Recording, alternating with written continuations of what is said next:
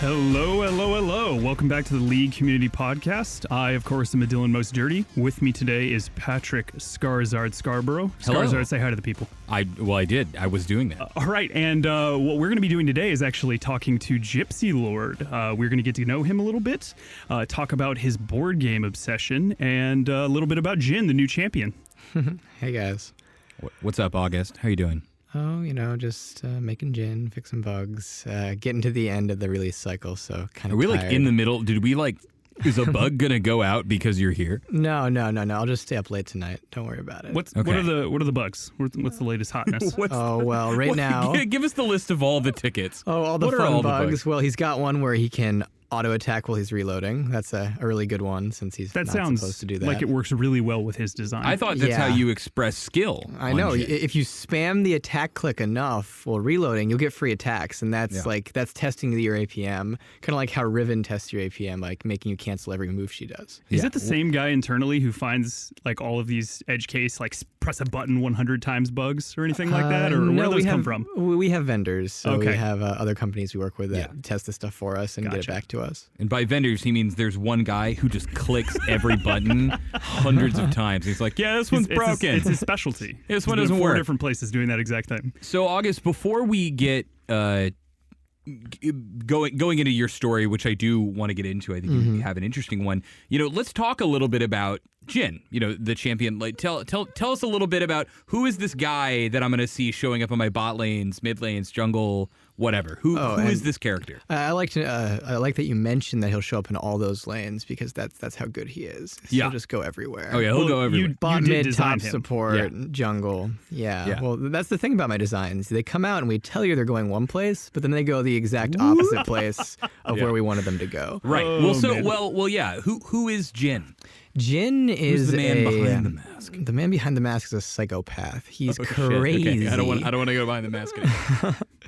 But yeah, Jhin is a psychopathic serial killer who's basically his core belief is that the best thing he can give anyone is a beautiful death. And so Thanks, Jhin. Yeah, what a great guy, right? So like he's all about like, making your life better by killing you and taking it away. The holidays are a fantastic time for Jhin. You're gonna love what I got you. Just don't make any plans after Christmas. Yeah. Exactly. Gives you a nice little flower and it explodes after 2 seconds. Boom. Wow. Okay. So why in your mind when you guys were concepting Jhin, why is he into this? Like what is it about the act of killing or this that kind of really gets him going? So what Jhin is really about at his core is he's a performance artist. What really gets him going is that he wants to make a kill not just like beautiful, but perfect and paced out correctly. He wants the whole act of killing someone to be this beautiful performance that has a start and a crescendo and then a finale, and at the end you're dead.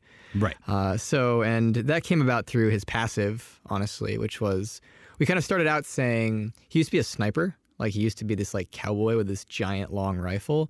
And we were like, well, we can't just make a straight sniper because we don't want to give another person Caitlyn's ranged auto attacks. Yeah. So how do we make a character who feels like a sniper without having these long range auto attacks? And one of the things we thought about was, well, snipers take like a long time between shots. Whenever you take a shot in Call of Duty or say Team Fortress 2 or something with a sniper rifle, like especially the bolt action ones, it's like you got to reload that thing between each shot, and it's a long, and every single time you pull the trigger really matters. So that's where his passive came from, the 4 shots attacking really slow. And to make the 4 shots feel really good and have this ammo system, we made the 4th shot really special. It does a lot of extra damage, it crits, it has an execute on it. And we asked ourselves, what kind of sniper saves the best shot for last? That doesn't make any sense. Most snipers would just shoot you with the it's good one and done. Yeah, you're for the done. most One part. shot, one kill, right? Yeah. 360 no scope, all that stuff. God. All right, so it's pretty interesting here because I feel like new champions are always pretty hype. ADCs, though, seem to be in a class of their own. And then particularly in this case, it seems to have gone, almost to the next level. And I think part of that is, at least from the passive, from what you're describing. I'm really curious, what have you thought of the player reaction so far? So at first I was a little scared because our promos for the guy made him out to be this like very, very artistic fellow. And it's not that that's not true, but that's just part of who he is, right? It's not the whole Jhin. Jhin's a crazy psychopath who has a gun, and he's very accurate with that gun, and he's more about performance art than really like one perfect piece of like beautiful things. And so naturally, when players saw the promos and then saw the kit, they were like, wait a second. Where's the art in the kit, right? Yeah. You throw a grenade around, you do the stuff. This is this person's Q, that person's W, that type of Yes, stuff. I'm very well known for stealing other abilities and putting them on my champions. So Even from your own champions. yes, Actually, yes. putting them all in there. So you're saying the kit needs to come together, and that was what you were worried people wouldn't see? So yeah, I was worried that what if they're right? What if Oops. what if I did screw it up and the character doesn't feel like this like paced out serial killer who like makes perfect kills, right? What if we haven't delivered on that expectation? Because I think it's really important for a champion to fulfill their thematic fantasy. I think that's a big deal. Yeah. And so I was, a little worried, but at the same time, I was pretty confident that just wait until people play the guy, Yeah. and then they'll see. Then they'll see all the beautiful things. And then people did. I remember there was just using this subreddit as an example, there was, the first day, as you're saying, it was a whole swath of posts being like, I'm not seeing what I thought I was seeing. I expected this like beautiful artist and I'm not getting that. And then the PBE goes out and people start playing him, and this one rose to the top that was like, guys, I understand now. It's like, really, it's about orchestrating everything from beginning to end, and the way that you have to use your abilities, the way that you have to play in game gives you this exacting, precise feeling that when you do finish them off with the curtain call, right, the crazy zoom out, four-shot ultimate, that it really feels like you had marked and like pegged that person for death, and then you followed through with it. Exactly. You planned out exactly what you're going to do to them and then just destroyed them methodically.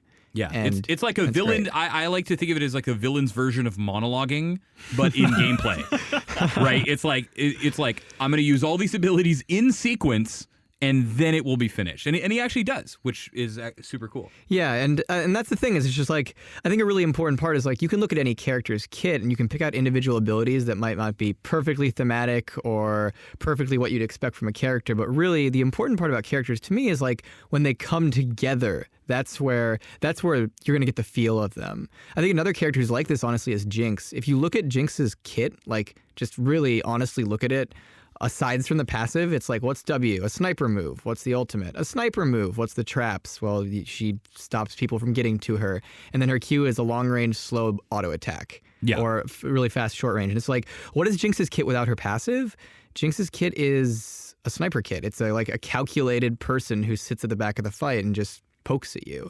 And then the second you add that passive in, and you're like, oh, wow, wait, this passive makes me feel like completely different, like a completely different character. Yeah, now I'm doing all those things running through your team, right, rather than just kiting backwards and staying safe. Exactly. And so if you were to read Jinx's kit, it would be like, well, I mean, her passive makes her run fast, but like, is this really a crazy manic psycho girl with lots of guns? And then you play it and you're like, oh, wow, that passive really just does tie everything together.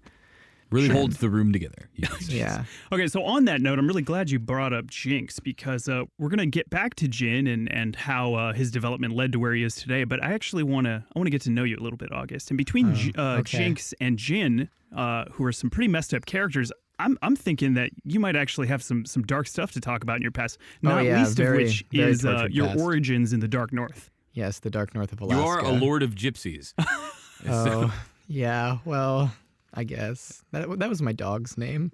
Yeah, no, we'll hit everyone out there with the quick, because I think it's cute. I think it's, people hear gypsy lore and they're like, that's a name, really? But what's the origin? The origin of my screen name is when I was very young, I had a wonderful dog called Gypsy, and she protected me from bears, like actually protected me from bears. Like, yeah, we'd be August is in from the Alaska, woods. y'all. So we're going to get back to that. Tell us about Gypsy. Yeah. Blessed Gypsy. We'd be in the woods and there'd be a bear and she'd chase it off. In fact, once she got swatted in the face by a bear and the rest of her life, her tongue was had a cut in it. It was crazy. Freaking Alaska, man. Hardcore dog. Anyways, Gypsy was my dog and I loved her. And so when it came time to get a screen name, I was like, Gypsy, great screen name.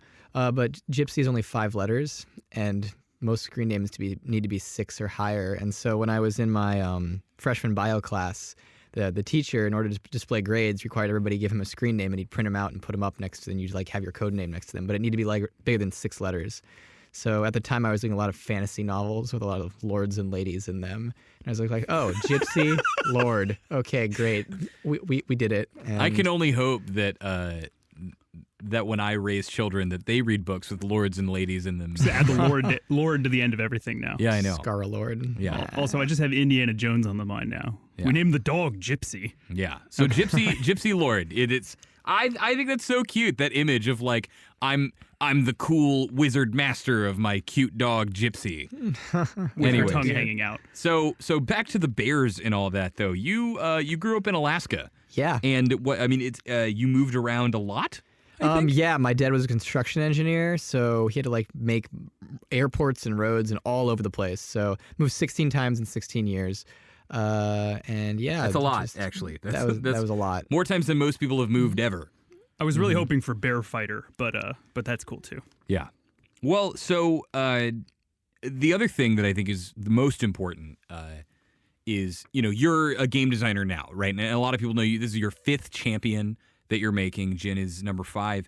But you actually, unlike most people out there, did not grow up playing video games. Yeah, in the same way that other people did. So yeah, it's interesting because I wanted to grow up playing video games. That was a desire I had, but my parents let me did play not. the Nintendo, Papa. Exactly.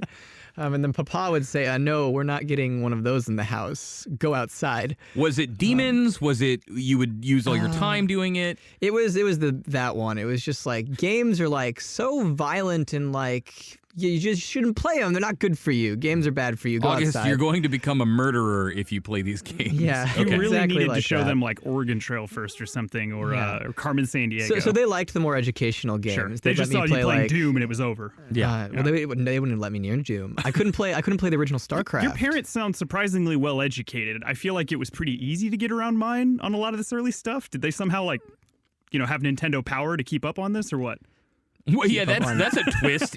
If someone had like a subscription to gaming magazines to make sure they could keep up to date to protect you from video games. Oh, it's not like they like looked out for certain games and it's just like, oh, that's one of those ones I read about. They'd just be like, is there a game in the house? Well, we better take a look at that one. Oh, nope, Gotcha. not that game. Nope. So yeah, I wanted to play a lot of games. Since I was very young, my first sentence was, I want to push the button on the computer. Like, that's how obsessed with games I was. That's a very involved sentence, actually. Yeah. That's impressive. A lot of parts of speech in that one. Mm-hmm. I gotta say. So how'd you get your kicks? So I actually probably lost a lot of friends this way, but if I ever had a friend when I was very, very young who had a computer, I'd basically just spend all their time at their house playing games and not actually talking to them. So I think I lost a couple friends that way. But I think we were friends growing up. I think you're exactly the person that I was like, get out of my house. Yeah. Stop. I mean, you're a little kid. It can get weirdly tense sometime when you go over to your friend's house. He's got that sweet new console and you're like, God, please let me play. Yeah. Exactly. It's my turn. Yeah. So I do that, and then just, I would try to convince my parents to like let me play games. Eventually, I got lucky, and my cousin like sent me a Game Boy, and my parents didn't have the heart to take it away. So that was like when the games started getting into the house, and then they, of course, set a strict rule: 1 hour a day. Game Boy, the gateway drug. Yeah. Plus you can just take it outside, although you're then dealing with bears. Oh yeah, well they wouldn't let me take it outside. I could try to hide it. But. Well, my first thought, because I played a lot of Game Boy outside, I thought, sometimes you have the problem where like the sun gets in the way, and then I realized you live in Alaska and the sun doesn't exist. Yeah, you have to more worry about it getting rained on a lot, just everyday rain. Yeah, it doesn't work out. So you got the Game Boy. Yeah, what was what was your first? My first two games was Super Mario Land and then Donkey Kong Country 2, I think, or Donkey Kong Land 2. It's the one with Diddy in it. Yeah. Diddy and Dixie. It's a piece of trivia. It's called Diddy's Kong Quest, and most people think it's called Diddy Kong's Quest, but it's actually a play on the word conquest. Oh, wow, that's terrible. Just like your jokes. Wow, what are you talking about? Look, I'm just saying. That's what it is. It's No Donkey words, Kong Country Patrick. 2. No words. Diddy's Kong Quest. Thank you. Wow. The more you know. I had those. That's and what then I'm here for. Probably to give you obscure facts about Donkey Kong. Back to August. Probably the first major one I played actually was Pokemon Blue. Yeah. Holy crap, that Man. game was amazing. Were you just straight like level 99s at some point? No, I actually was really bad at games back then. I couldn't beat the game. Okay. I actually couldn't beat the Elite Four. What was your hang up? I just Did you just personally not want to? Could you like, not No. There's always some spot. I didn't understand that, like, oh, if you train your Pokemon enough, they'll keep getting levels, and then eventually you'll win. And so, like, basically, I just played it in a straight line, and then if I ran into an obstacle, I would just keep trying to beat it, and then I kept doing that until I got to the Elite Four, and it was just like. Oh, and I always reset. If I ever died, I reset. Like it wasn't okay to die. Delete the save? No, like reset. Like restart my computer, not my computer, my Game Boy. Like so, I never had that thing where it's just like, oh, I lost half my money, but at least I got some experience. So when I got to the Elite Four, I just fight them, lose, not get any experience, try again, and then eventually I just gave up. This is a great way to breed frustration, I think, in a young boy. You all can't see it out there, but my mouth is hanging open. I'm speechless. No, I was not that great at games back then. But then my friend told me about this great glitch where you could go find a level 250 Golbat by surfing on the edge of Cinnabar there's Island. All sorts of glitches. August, I take a little bit of issue with your statement because I've played League with you, and I don't think you're much good at video games now. Oh, wow. Okay. I don't know that one's actually improved. Look, man, I get it. Janna boosted all the way to Diamond 3. Filthy Janna picker. All right, so you were definitely you're fiending for the games, right? And so what I want to know is how do you make that jump from being an aspiring gamer to being a game designer? How did you get into it? Well, basically, I actually started playing a lot of board games, which my parents felt were wholesome and okay. Although when I eventually started buying so many of them, they also started getting concerns with those too. But that's where I started like actually getting into like, I guess like quote serious gaming, where like I learned how to like optimize and like learn the rules and learn how to play around things. Stuff like that. I've actually thought about this a ton because I play Axis and Allies a lot with my that was one of my first like real games. What is I'm the noob here for the first time. What is Axis and Allies? Is Risk just times 10 in terms of complexity, satisfaction. It's just like a big world conquering. You play world conquering game, but like it's like you have like I can like choose units to buy and you can research technologies and there's like diplomacy and stuff going on. Different kinds of units do different things. So it's like Civilization games, but on a board game. Not that. All right, I just don't know anything. Patrick, you wouldn't understand. Anyway, yeah, I wouldn't. The most board games I've ever come into contact with was actually at your apartment, August. Someone was like sick in the living room, and they were like, "Oh, just go grab like a towel. It's in the closet." And I went and I opened the closet, and 10 board games fell upon me, and I counted up until about 30 before I couldn't see anymore. Oh, yeah, that's a shadow of my former collection. I used to have about 150 in my basement in Alaska. I sold most of them in college, though, to pay for tuition. My parents got slightly concerned. Yeah, slightly concerned. Anyways, so yeah, after eventually I like really turned on to games when I got to college, because in college I didn't have any parents anymore to tell me I couldn't play them. So when everybody else is like, party every college, day, party hard, go out and drink and stuff like that, I was like, woo, college, I guess I'll play Team Fortress 2 for 24 hours straight. And waking up straight to the computer. Yeah, straight to the computer. So I had a lot of fun. I'm sure things are much different for you now. Yes, much, much different. I get up and oh God. What have I done? Oh no! I haven't changed in 7 years. Okay, so you get to college, you discover what it is like to game for 24 hours straight for the first time. Terrible idea. Never do that, by the way. Yeah, absolutely. It feels terrible. I did a little bit of that too. Unless you're playing Jhin. Yeah. In which case, continue to play Jhin forever and ever. He's that fun. Perfection. He's that fun.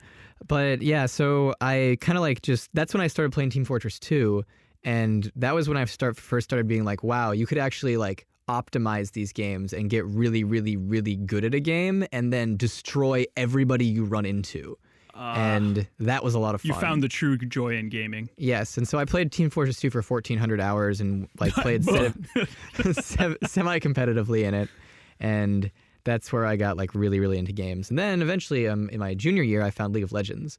In fact, the way I found League of Legends is I was playing Defense of the Ancients, like the old mod. The original Dota. And a lot of people in my frat were playing it, and they invited me to play with them, and I had a lot of fun. Hold on, I'm sorry. You were in a frat. I was in a frat. A co-ed frat, in fact. Which is, I mean, technically, maybe that's not a frat. I don't know what you'd call that. But I know there were like the law frat. I wouldn't have pegged you as a Greek person? Well, at Dartmouth, like it was basically Greek life or sit in your room. Like we're like just But you isolated just told in the middle me of the that you sat in your woods. room. And I sat in my room until junior year, and I was like, I Sure. need to make some friends. Plus, so it's I started it's talking Ivy to League, people. so I I mean, love I how it's assume- your attempt to become more social that somehow led you to League of Legends. Yes, yes. It's like, oh no, it's cool. I'm gonna leave my room. What are you guys playing? And then I never left. Yeah. No, I definitely started getting out less again after I started playing League. Right? Yeah. Until my parents made me get rid of my computer, so then I donated it in quotes to my frat, and then just played it at my frat. They made you get rid of it from They- 4,000 miles away? Yeah, because they were paying for tuition They partially. wrote him very and they angry threatened letters. to take away a tuition. Dude, I know people who hid like whole snake collections in their room and crap like that. You couldn't just like hide the computer when they visited once a year? I didn't like lying to them. Well, it also Basically. sounds like he couldn't hide it from his grades.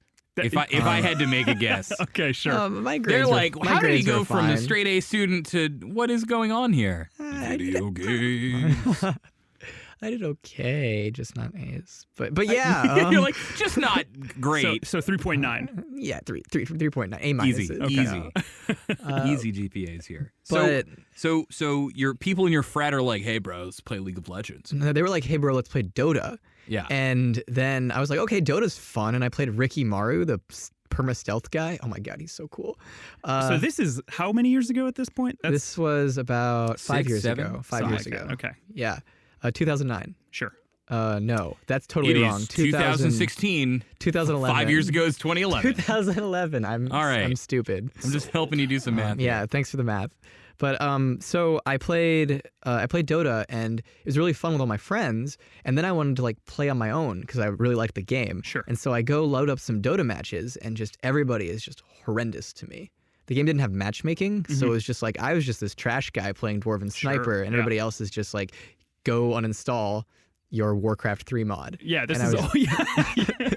And I was like, Go, wow. go into your mod folder. You're gonna have to navigate down the route a little bit and find this. Delete it. Yeah. You're gonna want to put that one right in the recycle bin.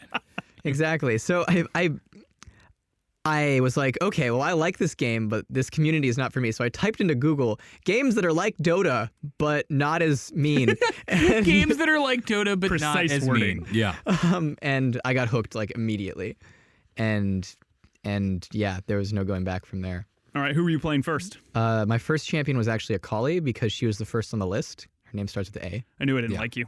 And at least from Dota, I knew not to go under towers, so I just played a Kali, and back then her recommended items had stacking items in the list. So I just bought a Mage Eyes and a Sword of Occult Those and were the killed days, man. everyone, and I thought I was so good at the game. Those weird old builds. There was once upon a time I was a dirty cat player. Built like 6 Kage's picks to start the game It's off. godlike. Just exist I on that love gold for a those. while. For those of you out there who don't know, God, I'm so cool. Cages or Kage's lucky pick, it's still contested what the actual thing was a gold generation item back when non-supports bought them. And it could stack. You could get as many of them as you wanted, and they'd all just keep giving you gold. There's a whole terrible dark history of League of Legends that Heart some of of our Gold Rip. listeners just got like they're like, what? You could do that? I'm like, yeah, man. Everyone bought it. It was crazy. They're gonna go look up some Heart of Gold, Force of Nature threads, and The Philosopher's The many Stone. tiers. There's a lot of old items, but I want to know, how do you join Riot at this point? Oh, so When do you become a Rioter? okay, so yeah, You're hooked on League of Legends. I'm hooked on League. Warwick. You think Chalice about Start, games all the way to go. time. Warwick Chalice. I think about games all the time, but I'm not actually at this point even all considering the video game industry. I went to college and I got an economics degree, and I was going to go work on Wall Street in finance. And I had an internship at a great hedge fund, Bridgewater, my junior year. And What is a hedge fund? I'm not very smart. very short answer is that they have clients who give them money, and then they invest that money and make their clients returns on that money, and then they take a percentage of the returns. I mean, a percentage of the money invested in them. All right, if that's the short answer, I don't want to even get close to the long one. But okay, Yeah. you were about to work on Wall Street. Yeah. We are not And- on Wall Street right now. No, not even close. And like honestly, like what I ran into when I was working at this hedge fund is it was fun work. Like I enjoyed my job. It was interesting. It was like really cool stuff I was thinking about every day. But at the end of the day, I would always just be looking at the clock, waiting to get home to play League of Legends with my friends and get to gold because I needed to get to gold before the end of the season, which ended that summer. How'd that work out for you? I got to gold. Oh, With Annie. Great champion. Did you get to gold this I season? feel good Did you about make that. it? I'm Diamond 3, man. I've gotten What are you, so much Patrick? better. You were talking some trash earlier. I don't know. Oh, Less okay. than Diamond He doesn't 3. know. Patrick doesn't know what he is. Look, okay. I've carried August enough times. I don't. Yeah. Yeah. He knows I got boosted. But anyways, so I was like enjoying my job, but I wasn't like that into it. And one of my bosses could really tell. And near the end of the internship, he took me aside and he said, "Look, August, you're smart. Like, you could probably work at some hedge fund at some point or in Wall Street, and you'd probably like do okay. But like, you're really not into this. Like, you should find something that you're actually into, and I think you'll succeed there." And I was just like, "Oh shit, yeah, no, wow, you're right." He probably meant, some other part of the financial sector, not video gaming. Yeah, not video gaming, but yeah, and so I didn't get the internship. I mean, I got the internship, but I didn't get the full job. And, Sure. like, it was one of the reasons. It was just like, hey, like, this isn't what you should do. And that was like, at the time I was like, oh no, but then like it actually kind of hit home, and I was like, oh shit, maybe he's right. And so I was kind of like, moping around senior year, being like, well, what am I gonna do with my life? And this post showed up on the league forums. It was just like from our design lead, Tom Cadwell, and he was like, "Hey, players, do any of you want to design video games? You should apply." And at first I looked at it and I was like, well, that's not me because I've never designed anything ever.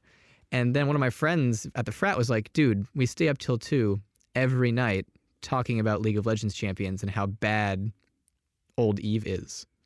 Yeah. And Old Evelyn, I'll context you.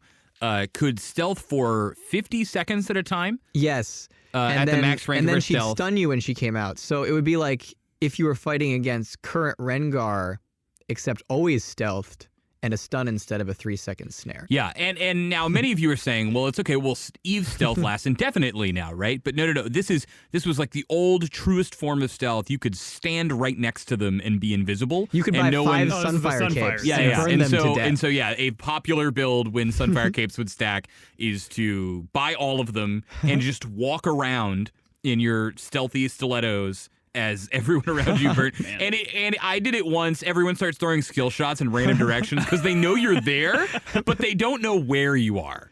Man, I must have blocked out that Eve because I was around back then, but I do not remember that. Right, so you see all that and you're just like, all right, I can design League of Legends. If someone can let Sunfire Cape Eve be a thing, Yeah, I can probably take a shot. Yeah, they obviously don't know what they're doing, so I'll just get in there and show them what's what. No, That's what you actually, said in your and application. show them you did. yeah, but I had actually a lot of respect for the Riot design team because they'd post on the forums about their Sure. thoughts, and so I read a lot of threads by Tom Kedwell and Zilius and Ryan Scott Morello, and be like, oh wow, these design insights they have are actually like I never thought of it that way. Yeah. And so anyways, my friend convinced me, it's just like, dude, apply. What's the worst that happens? You don't get a job and you continue to be jobless.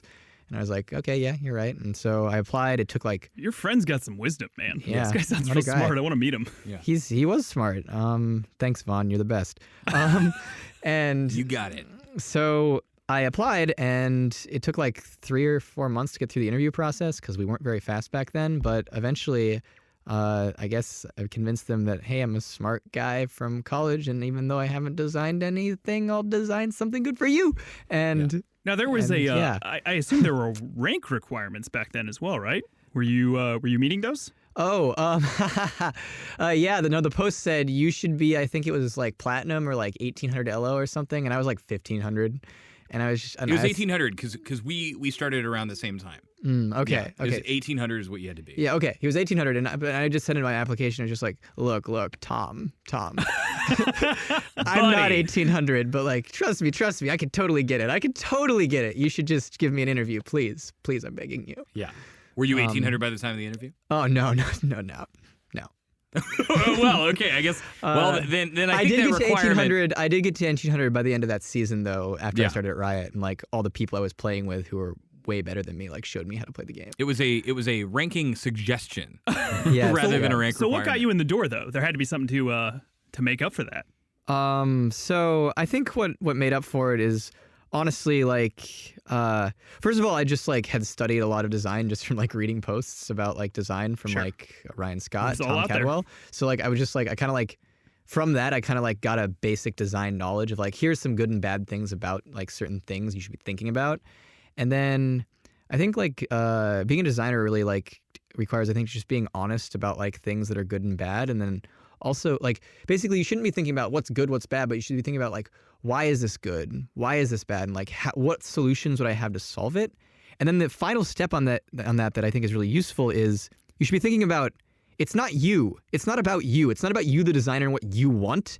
It's about what the player wants. It's about who are you designing this thing for, and ensure that you're delivering what they want. Like that's what the most important thing is. And so I think a lot of like thinking like that like really helped me in my interview process. Man, somebody slapped that on a motivational background poster or something like that. Well, I was going to say I'm going to make a recommendation because we, August, you and I started within a month as designers, both of us. Yeah, as designers, and I had a similar thing where I had no design training, but basically everything I learned was through a lot of these posts. There's one for many of you out there, if you Google it, if you just Google Zillius list of anti-patterns. That was so freaking useful. That was like so just.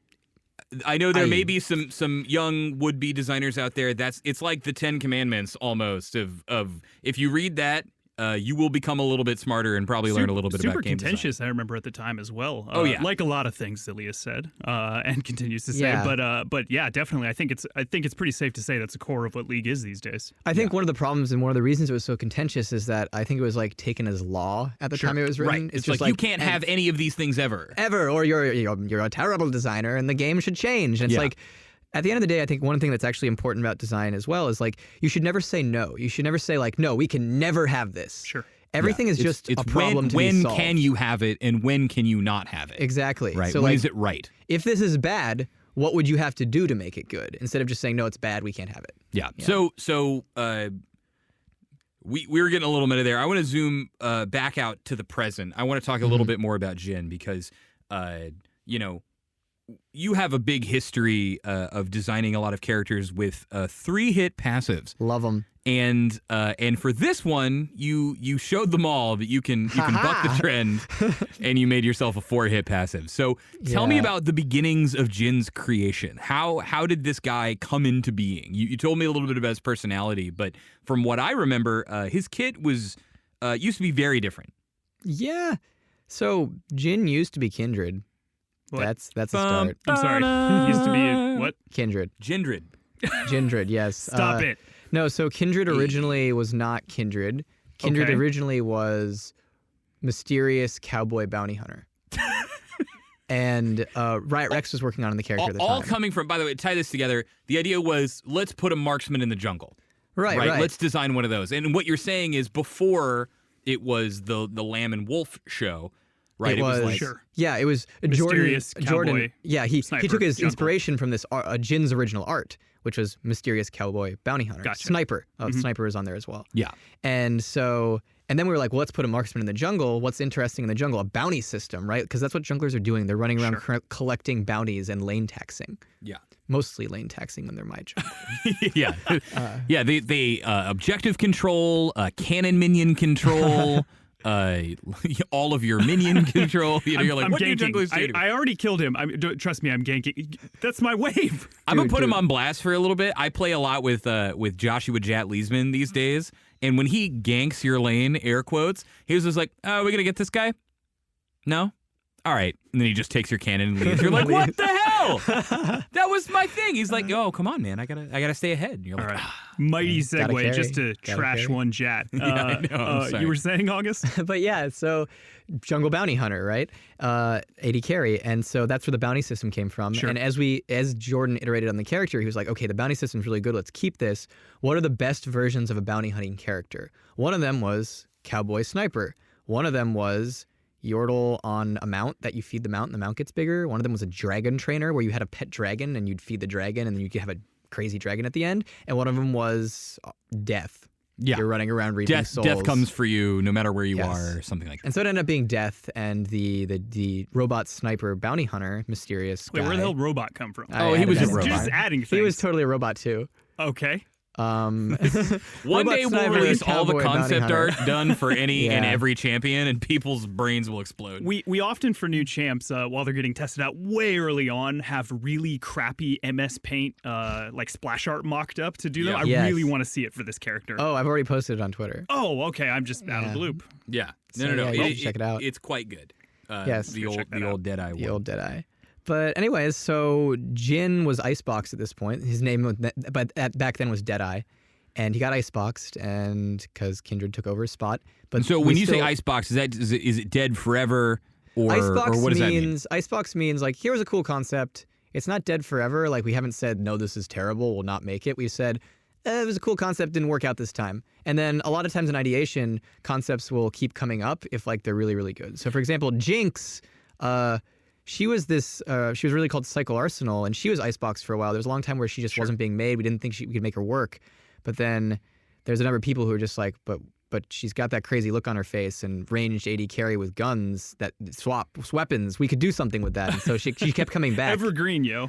And eventually she showed up. And so the same thing happened with Jhin, where it's like Jhin, honestly, like the idea of making a sniper, I've actually been like on and off of that for like 3 years since I started at Riot. And so when it came time for me to make an AD carry, I was like, well, I'd really love to make a sniper because wouldn't that be cool? And then who do we have in the old Icebox? Yeah, and then it's just like, And in this Jin's old little Icebox, creepy like, cowboy bandito robot face comes up, and you say, Yeah. "I can do something with this." yeah, and we were like, okay, This cool. is what I'm looking for. Let's try that out. This is my perfection. And so that's like how we got to Jhin now, and then not even now. So he was still like robot cowboy bounty hunter at that point. Oh, mysterious! I forgot that part. And sniper, and robot. Of course. It's still all the parts that made him tick. And then we like basically he kind of turned into this Ionian virtuoso, this artistic dude. Kind of like actually after we just started it on the passive, whereas we locked down the passive. We were like, okay, 4 shots. Yeah, and you were saying earlier, right? It's like who holds the last shot? Probably a guy, Probably a guy with some OCD who like wants to like draw out the death, right? Draw out what he's doing to you. Yeah, he's And got to so- really dig what's going on. So hit me with the lowdown of the kit here, because we know the passive is 4 shot. I mean, people have seen him. He's like out. He's on the PvE basically. Everyone's playing him, but the passive is the 4 shots. Right? Yeah. And very curiously, you have the stat conversions here, and we don't have to go all into like what does what, but essentially no attack speed. I don't even for understand it, so please don't. But Yeah, like what's the goal there? you. No attack speed for you. Yeah, the essential thing is it is like, here's the thing. Your attacks hit a lot harder and shoot a lot slower, and you got to reload. Also, you get movement speed when you crit. That's the passive. Okay. Yeah. And then there's some more stuff like your 4 shot's super powerful, and there's linear conversion. You're like, that's it. But then you look at the tooltip and it like falls to the floor, and you're like, oh god. right. But I guess I want to know, like, tell me a little bit more of some of your inspirations personally working on some of these abilities, because we talked about at the top of the show. Individually, you can be like, oh, this one's like this, but different, or this one, this is like Zap, but it goes through minions, or this is like whatever. But when they come together, they really do make something beautiful. So where did you start after the passive? You have that thing. So we had How the did passive. it all come together? Yeah, the passive was the start. It was just like passive was like the core play pattern of the character, and then we kind of like built him around there. And so we kind of started with the big thing again was going back to like, how do we make a character in League who feels like a sniper without having long range auto attacks, because that's what Caitlyn is. She gets that. And so that's where the passive came from, and that's where the ultimate NW came from as well. It was just this idea of, okay, well, let's make this sniper thing. And it was kind of like this concept of, well, if your attacks are short range, that means you don't always have a sniper rifle. So that's why Jhin has a pistol most of the time. A hand cannon is what we call it. Yeah. He doesn't always have a sniper rifle. And then the idea for his W and his R is like, what if he like attaches pieces to the gun to make it into a sniper rifle? And so the W, he's actually using the barrel of his gun to shoot you with that. And then the ultimate, he actually like assembles like 4 different pieces, and like including his frickin' shoulder. And that's what that hump is, by the way. He's not Quasimodo. He has a Hex Tech Mass Accelerator that he attaches his gun to and shoots in. There's a story guy on the pod on this champ pod who is out there dying right now. I'm He's sorry, like, Odin. yes. But yeah, no, and then mass drive accelerator. Woo! He creates a shoulder-mounted mega cannon, which he uses to shoot you across the map, causing you to die. Yeah. Scaling with you missing health to ensure the last shot is the most lethal. Don't forget, they also slow. Yeah. They do. It's actually, I have to say, that's, for me, kind of the coolest part of the character and why I know that I'm going to pick him up is when I play AD carry, and when I think most people play AD carries out there, you are constantly caught between, do I want to fight or do I want to farm? And Jhin just lets you do both. He's like, I can be in a complete other lane. I'm walking by the dragon. A fight breaks out. Oh no, what'll I do? Well, set up shop. Ult. Yeah, and just And then start, go get that minion wave. I know, yeah. Just And do them both. in fact, kids, if you crit with the fourth shot of the ult, you get movement speed to get to the minions faster. And there it is. Boom. Everything the all at genius, the virtuoso August Browning himself. All I'm hearing though is that he assembles his weapon, and so you've made a ranged ribbon. So we all need to run for our lives. But it's interesting. You mentioned the way you play an ADC. I approach it from a much simpler perspective. Usually with a champ, I'm getting excited about one thing. I'm a well-known Garen troll, and it's purely because I like to jam a giant sword into people. Phrasing. Okay, Dylan is that's a father. getting cut. That's the, yeah. I am a father. Gosh, somewhere out there, my wife just had a chill, and she's like, "Gosh, I hate my husband." Anyway, so back to the ADCs. I'll play Misfortune, and it's because I want to ult people. Okay, so with Jhin, I'm a little intimidated, frankly. So I'm wondering what's your thought process there? Is this just a guy who's gonna have a bit more of a learning curve, or does it actually kind of flow together very well when you play him for the first time? Yes and no. Here's what I'd say. Jhin is a weirdo. Let's start with there. He's not your standard AD carry. In fact, one of the reasons we like the passive so much is we kind of wanted to make a guy who doesn't just feel like the standard AD carry. And I think another one who does this really well is Graves, for example, with the different way he auto attacks with his buckshot. So he's a lot different in that sense. But at the end of the day, you are still doing a lot of basic actions that you've learned from other AD carries. So Jhin basic attacks. So do the other ones. It's just you only get 4. So you're going to have to deal with that. And Jhin has a long-range ultimate like half the AD carries in our game. This one's not global, though. And Jhin has a pretty simple Q. And so I'd say the execution difficulty on Jhin actually isn't incredibly high, but it's the decision-making difficulty that's really, really, really rough on him, which you're going to have to learn. Okay. Because everything you do can be wrong, but it's not just it can be wrong, it can actually just get you killed, like your ultimate. If you use that wrong, like that one time on BoxBox's stream where he ulted someone point blank and they just jumped out of the cone and killed him, yeah, that's bad. Yeah. You're going to get yourself killed. So correct me if I'm wrong, but this is actually a little bit of your style as a designer. Because I remember we've talked about Echo. I'm a huge Echo player, and all of Echo's abilities alone are actually pretty basic. Right, Yeah. The W is It's a little wonky. It's probably but the hardest to understand, but even the ult, right? It's like, I go back to where I was. Just push the button and you I have heal a and double stuff. dash. I throw out this boomerang thing. You have these abilities that alone are not intimidating, but in concert, it's like, okay, now go do all of that. Right. Is tough, and then you get to find all these different combinations of how you want to play. Gnar is another example as well, right? I think Jinx is another big one. You have all these moves that when it's like, now put them together. Is difficult. Is that how you like to make characters? Does it just end up that way? It tends, I'm the character. For example, on Vi, you put them all together at the same time and then you kill someone with them. She's a simpler champion. She is a train. She was I just gotta make someone who punches people, and then we made Vi. 5 times until they die. Yeah. But on 3 times. 3. Three, Sure, yeah, sorry. come on. 3 hit Yes, passively. I It don't used know what to I be was 5. thinking. That was a terrible design. Yeah. And 4, then it was 4, also terrible. Yeah. 3 was perfect. 3 was perfection. 3 is always perfect, except with Jhin. But getting back to your question, I think that's exactly right. That's how I like to design things. My argument is that not every skill on a kit has to be super awesome and intense and have all this optimization as long as the kit has optimization. So Jhin, if you look at his WR, that's actually pretty simple. Snipe people out and use your R on people in log range, right? And if you look at his passive and his Q, it's well, that's pretty simple. Q is just do some damage by targeting a guy, and passive is range basic attacking with a reload, right? But then if you put those together, it's wait, I actually have 2 different kits on my character. I have long-range Jhin and short-range auto-attacking Jhin. And one of the big things about learning to play Jhin is understanding when it is right to be in one of those basically modes, right? Whereas like you can choose to just stay completely out of a fight, super safe, and just poke people down with your W and your R, or you can like be going in and basic attacking, but that puts you at risk.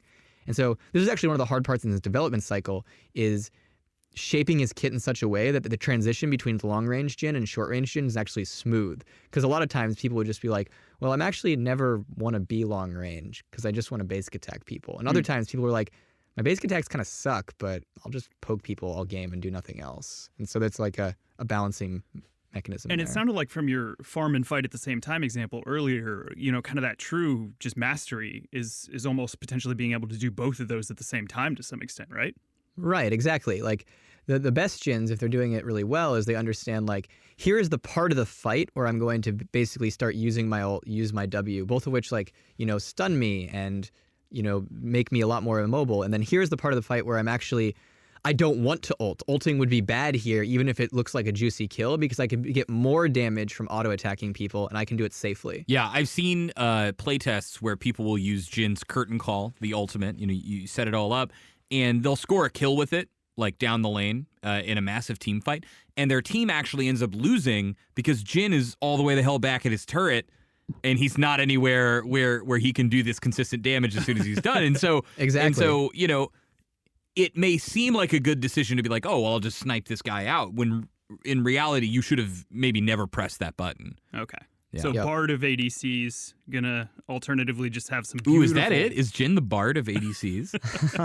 some beautiful stuff and some tear my hair out stuff from the Jhins on my team. I doubt he's the Bard of ADCs. Like I think one thing about Bard is Bard is unknowable. It's hard to know what a Bard really does. Or what a Bard is going to do. You Yes. just look at your teammate and say, I hope you help me. Well, and he hope. doesn't help you; he just sits there and honks at you Yeah. the whole time. Yeah, he's questionably useful, which is brilliant about his design because like that's what his character is. Yeah. He's just like, I showed up to save the island. No, I'm not saving the island. I'm questionably useful. I'm just here. I'm just here, guys. I love it. So so before we wrap up, I want to know, are there any fun almost abilities that didn't make it on Jhin that were really wacky or any stories like that? Almost abilities. So there's one that Jordan had actually back when Jhin was almost Kindred. And Jordan is summoner name. Jordan, Riot Rex, the Yes. Kindred He had- and Brown. Okay. He had it was basically like marked for death or whatever. And what it was his ultimate. And if anybody on the map, on the enemy team, anyone got below 15% health, they were immediately pinged on the map to Jhin, or Kindred as it was at the time. Deadeye. Deadeye, yes, Deadeye. They were pinged on the map to Deadeye, and Deadeye got the chance to shoot a global missile that passed through anything except that target. And he got one shot, and if he hit that guy with that missile, that guy died no matter what. Didn't matter what was on him. If he was Janna invulnerable- Shields, Kale ult, Tom Kench W. Actually, you can't hit that guy because that's untargetable, but like basically, so that wouldn't have worked. But Yeah. anything else, that guy dies. And then we had a bunch of like big blood and Did explosion it particles. home or was it? No, alive? it was just a global skill shot, and it was just Think of it as an anytime- incredibly thin Lux ult. Like it's Wow. there is a brief wind up, and then the entire line, a bullet goes through.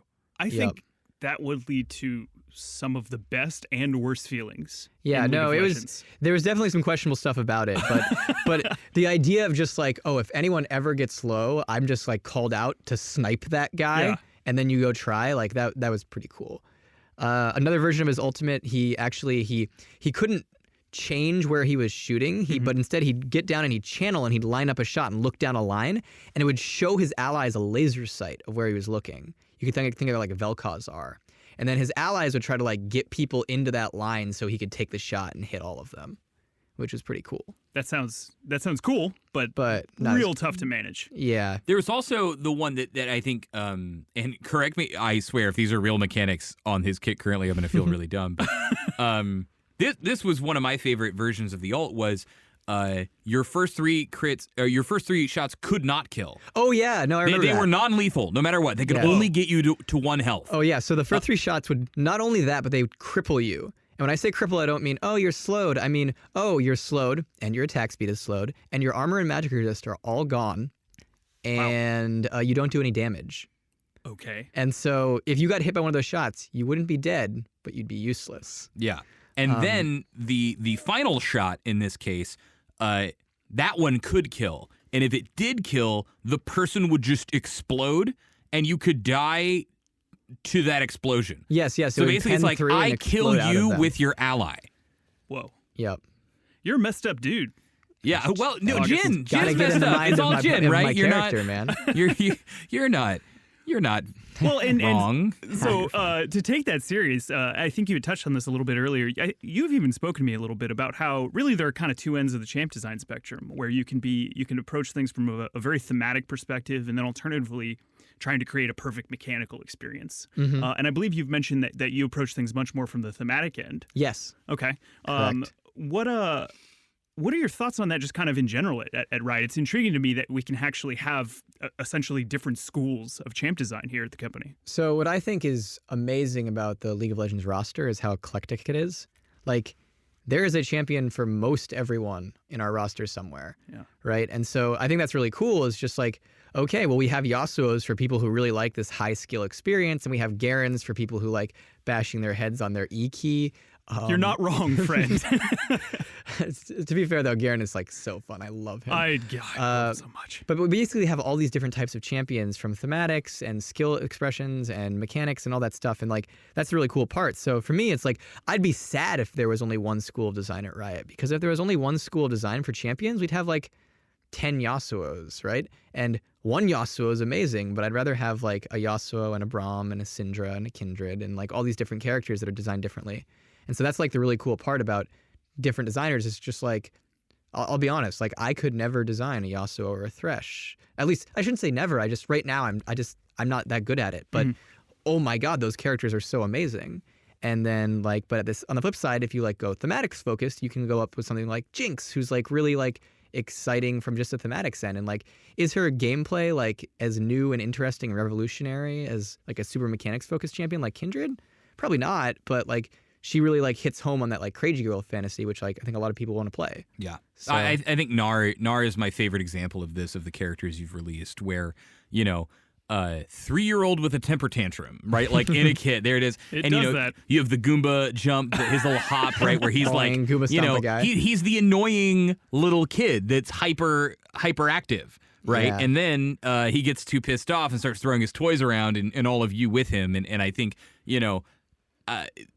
you can break down every ability like we were talking earlier. You could be like, oh, well, he's like Thresh Flay, but in a dirt giant AoE or whatever, right? but that's not what it's about, right? It's about saying when I play Gnar, when I'm someone that likes to self-identify as a Gnar main, are the feelings that I want to have in game really on display, and I think they are. So that's why I'm excited for Jhin. Is I'm gonna things are gonna get real weird on Summoner's Rift right after Jhin comes out. There's gonna be double Ults in the wrong direction, ults back into your base.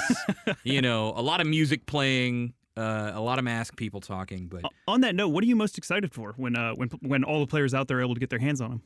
I think I'm most excited for just the experience of playing with and against a Jhin on your team. I think like the range at which he operates is so different compared to most AD carries that like people are just gonna have a lot of new ways to just like to experience like, oh wow, I'm a mid laner and Jin's in the river. Well, that means I can actually fight this guy because Jin's gonna root him for me, which is pretty cool. I got you. Those transformative experience champions are always pretty fun, even if they're stomping on you. Well, getting stomped is always. I'm just saying, I'm getting stomped in a different way. Yeah, I but can then appreciate it. Yeah, but then that flip side, you just play Rengar against him, and totally fair. But yeah, so I'm just looking forward to just like, I think Jhin is a new way to experience AD carry, both like playing as and playing like with one on your team, and Gotcha. so I'm looking forward to see how players feel about that. What are you worried about? What things we got to keep an eye on? That Toon particularly. Well, one thing I'm worried about is late game, because he gets a lot of AD, and I think that's good, but he gets a lot of AD. Like he gets a lot of AD. So On watch, okay. Just like generally, just how much damage his attacks are doing is something to watch out for. He should do a lot of damage with his attacks, but like he should not just kill everybody always forever. And then the other thing is just like, since he does function on at these insane ranges, we've had problems in testing where it's just like, even though Jhin is 0-7, his team's still winning because he's rooting people for that Aurelia on his team who's fed top. And so kind of worried about like, oh, if Jhin is winning, even if Jhin is losing, his team is still winning as long as he can root for people. Interesting. And so like kind of like looking at that, making sure like you can get advantages on the guy and get him out of the game. Okay, well, he's still definitely on PBE for a while, so going to be keeping an eye on that stuff and post live as well, I imagine. Oh, there's so many videos of people playing. Yes. One, it was Darius when he uses curtain call, and each shot is the lasers from Star Wars. It sounds like it was hilarious. I think there are going to be a lot of potential videos of all the fun and wacky. This guy's made for things he can highlights, do. both terrible and and highlight real champion for sure.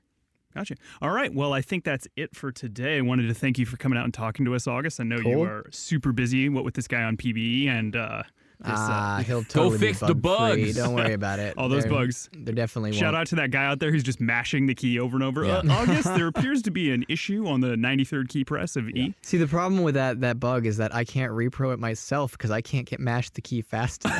Yeah. And so whenever I check it a fix to it, I'm like, hope this works. How do I fix this? Get better at League of Legends. That's how you fix Gotta it. raise that APM, yo. Yeah. All right, shout out to the vendors out there, the unsung heroes, and to you listeners out there. I want to thank you guys all for tuning in, as always, to support us through this. Make sure you're rating us, commenting, letting us know what we suck, what we're tolerable at, all that stuff. We want to get better for you guys. August, we'll let you go. Patrick, thanks for coming. Yeah. And we will thanks, see you guys. guys on the next podcast.